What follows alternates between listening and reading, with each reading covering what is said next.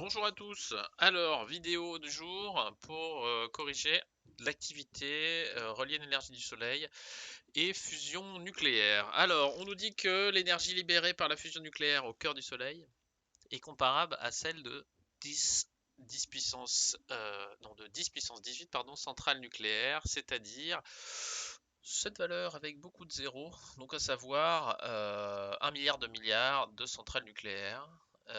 Et ce qu'on souhaite faire sur Terre, c'est exploiter cette notion de fusion nucléaire. Alors, pour l'anecdote, on sait déjà faire des réactions de fusion nucléaire, comme dans les bombes, ce qu'on appelle les bombes H, qui sont des bombes à fusion, mais on ne sait pas maîtriser cette réaction-là. Et le but du projet ITER, justement, c'est de maîtriser cette réaction-là afin de récupérer l'énergie pour éventuellement produire de l'électricité. On verra ça dans le document 2. Donc le but de l'activité est de comprendre quels sont les points communs entre le Soleil et le projet ITER. Alors, dans un premier temps, dans un document autour du Soleil, on nous dit que dans le Soleil, il y a une réaction de fusion nucléaire. Celle-ci a pour réactif des noyaux d'hydrogène, H, et vont former des noyaux d'hélium en libérant ici des particules, cette particule-là. Mais nous, on reconnaît bien ici la dénomination de l'atome d'hydrogène et là celle de l'hélium. On a une petite information sur la quantité d'énergie libérée par un gramme d'hydrogène, ça on reviendra dans une des questions. Deuxième document, on nous parle du projet ITER, c'est un réacteur qui essaie de reproduire la fusion nucléaire et qui essaie de la maîtriser. Donc ce projet-là se situe en France, c'est un projet international, il n'y a pas que les Français qui y sont, il y a plein d'autres pays qui interviennent dans ce projet-là, et ce qu'on souhaiterait faire, c'est essayer de voir s'il est possible de produire de l'énergie à partir des réactions de fusion, de manière à produire de l'électricité. On nous donne une information sur les capacités qu'on a actuellement. On est capable de récupérer 3 10 puissance 11 joules pendant 600 secondes. Alors, pour la remarque, ce projet-là, pour l'instant, dépense plus d'énergie qu'il ne nous en restitue, donc n'est pas très utile pour la production d'électricité pour l'instant. Et puis, on arrive à le faire fonctionner à peu près pendant quelques minutes. Enfin, on va dire à 600 secondes à quelques minutes, et donc c'est pas suffisant pour une centrale qui devrait fonctionner tout le temps. Mais pour l'instant, on est dans l'étude de ce projet-là. On nous indique un peu ce qui se passe dans cette réaction-là. On verra qu'on essaiera d'écrire l'équation de cette réaction. Bien. Donc dans un premier temps, dans la première question, on nous demande de justifier que la réaction de fusion du Soleil, décrite dans le document 1, est de nature nucléaire. Alors ce que je vais faire, c'est qu'on reprend l'équation qui est dans le document 1, là, et puis on va essayer de la décrire. Que nous dit cette équation? Donc on va prendre 4 noyaux d'hydrogène, parce que je vous rappelle, dans le sujet, on nous parle de noyaux. 4 noyaux d'hydrogène ici, et puis ils vont réagir ensemble, fusionner comme on dit, pour former un noyau d'hélium et deux autres particules. On ne reviendra pas sur ces deux autres particules, qui sont des positons, mais peu importe. Dans le sujet, on nous parle uniquement de noyaux. Et donc, là, on se rend compte qu'on change d'élément ici chimique. On passe de l'hydrogène à l'hélium. C'est-à-dire qu'on a changé la nature du noyau. Donc cette réaction peut être considérée comme une réaction nucléaire. Donc dans le texte, je vous remets l'équation, mais on remarque que dans cette équation, les atomes d'hydrogène se transforment en atomes d'hélium.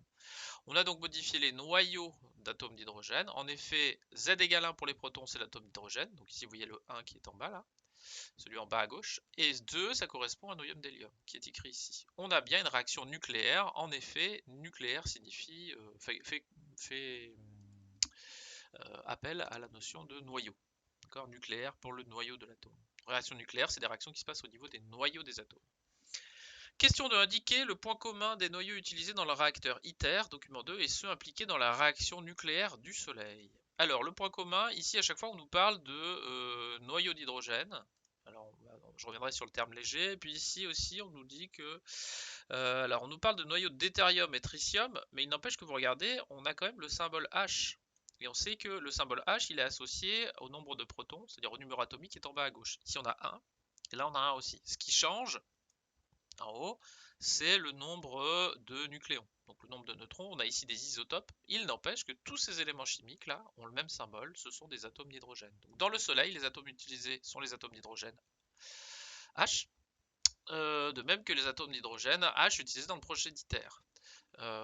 Et donc la remarque que je fais ensuite, ceci n'est pas demandé à la question, mais les atomes cités ne sont pas strictement identiques. Dans le Soleil, les atomes d'hydrogène sont des atomes d'hydrogène H11, et dans le projet ITER, on va utiliser des atomes 2,1, enfin hydrogène 2 et hydrogène 3, qui sont le deutérium et le tritium.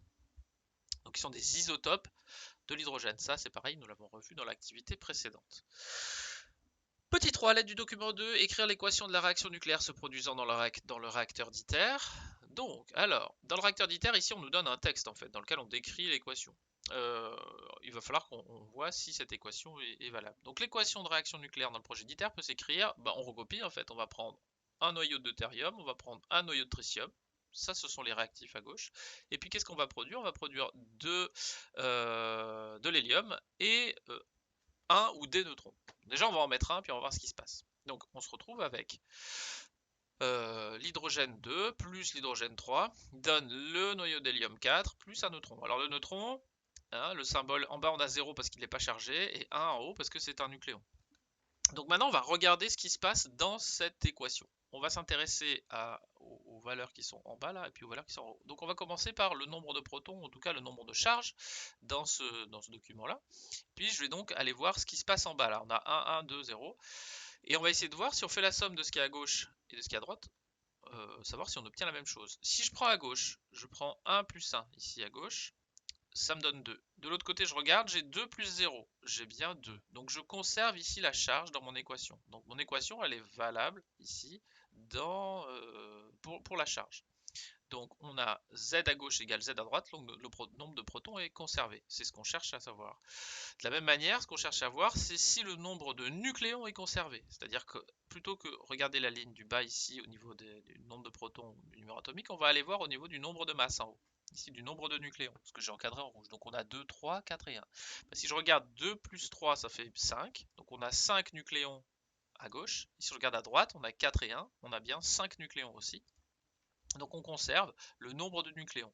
L'équation qu'on a écrite ici est donc valable. Pourquoi? Parce qu'on sait que dans une réaction nucléaire, on a conservation du nombre de charges et du nombre de nucléons.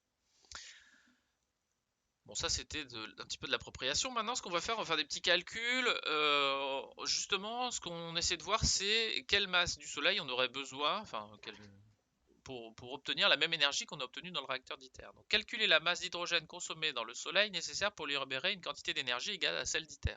Donc, celle d'ITER, là, on a vu dans le document 2 qu'on avait 3 10 puissance 11 joules qui a été libérée.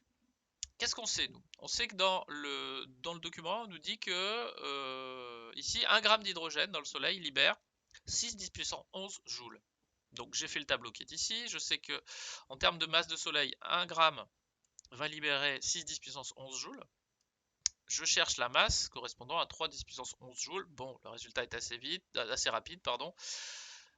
J'ai fait un produit en croix, mais on voit bien que ici, 3 10 puissance 11, c'est la moitié de 6 10 puissance 11. Donc on aura la moitié ici, et on retrouve bien ici les 0,5 g. Donc il nous faut 0,5 g d'hydrogène de fusion d'hydrogène pour obtenir le 3 10 puissance 11 joules.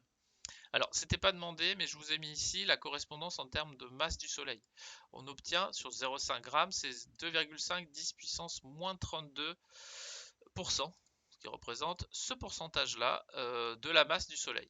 Donc c'est négligeable pour le Soleil. Or, nous, pour l'instant, c'est le genre d'énergie qu'on arrive à récupérer, en tout cas à maîtriser un peu dans la fusion dans le projet ITER.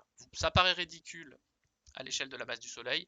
Par contre, c'est quand même une énergie qui est énorme à notre échelle humaine. Alors, dernière petite question, on demande de comparer les réactions dans le Soleil et dans ITER, ça on en a déjà un petit peu parlé dans les premières questions, et justifier le terme de fusion thermonucléaire. Il faut expliquer le terme thermo et nucléaire. Donc dans le Soleil, on fait réagir, dans le projet ITER aussi, on fait réagir des noyaux d'hydrogène.